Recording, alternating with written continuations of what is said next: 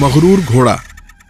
एक आदमी था, उसके पास एक घोड़ा था और एक गधा था। वो इन दोनों को बाजार लेकर जा रहा था। आदमी ने अपना सारा सामान गधे पर लाद रखा था। घोड़ा गुरूर से अकड़ता हुआ चल रहा था। गधा बेचारा भारी बोझ के नीचे दबा जा रहा था। उसे 2 कदम चलना 2 भर था। आखिर उसने घोड़े से कहा, भाई घोड़े, थोड़ा सा बोझ तुम ले लो, मैं इतना बोझ लेकर नहीं चल सकता। घोड़े ने मुंह फेर कर जवाब दिया, मैं क्यों ले लूं, मुझे तेरी और तेरे बोझ की क्या परवाह। खबरदार जो फिर कभी मुझसे बोझ बांटने को कहा। गधा खामोश हो गया। अब वो थोड़ी ही दूर गए थे कि गधा थक कर गिर पड़ा।